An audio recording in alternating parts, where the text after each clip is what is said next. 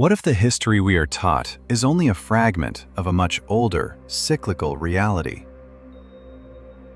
While mainstream archaeology dismisses Atlantis as a myth, the ancient Hindu Vedas described this lost era in detail, mapping out civilizations that existed long before our current cycle. Across every continent, we find a global pattern in stone that shouldn't exist. Today, we bridge the gap between forgotten archaeology and Vedic cosmology to reveal the truth about our lost past. This is Shadows of Lost Worlds. Atlantis. A word that instantly divides people. For some, it belongs to fantasy. For others, it represents a memory humanity was never meant to forget. But before we decide what Atlantis was, we should first ask a different question. Why does this story exist at all? Plato did not invent Atlantis. He described it as an already ancient account, passed down through generations.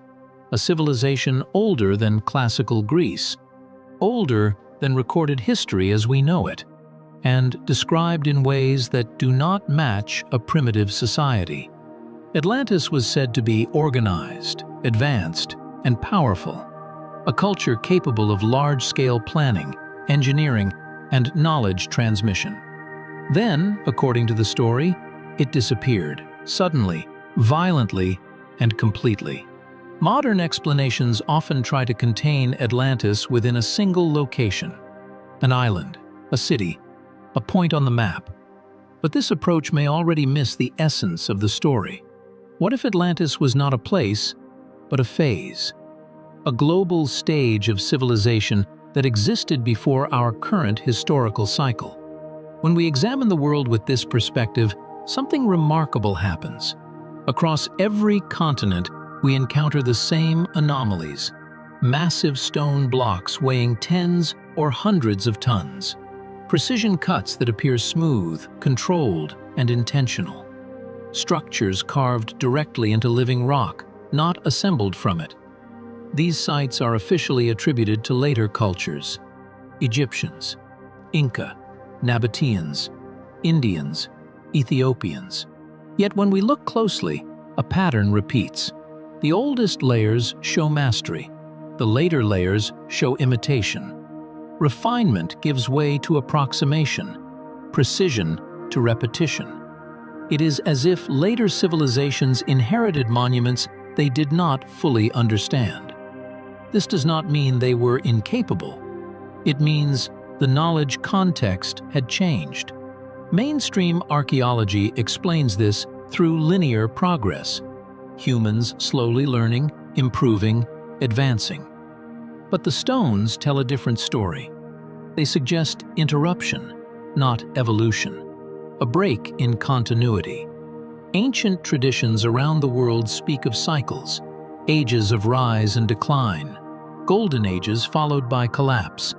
In Hindu cosmology, this is expressed through the Yugas, long cycles in which consciousness itself changes. According to this view, humanity does not simply advance technologically, it shifts in awareness. If Atlantis belonged to a previous cycle, then its disappearance was not the end of humanity, but the end of a way of being. A civilization aligned with different principles, different knowledge, perhaps even a different relationship with matter itself.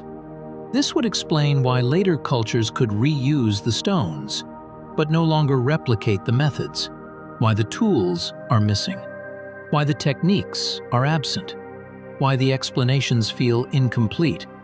This series does not aim to prove Atlantis as a location. It aims to recognize a global pattern that history struggles to explain. A shared architectural language found across oceans, a memory embedded in stone. Atlantis may not be waiting to be discovered underwater. It may already be visible in Peru, in Egypt, in the Pacific, in stone structures that should not exist according to our current models. The question is no longer whether Atlantis existed.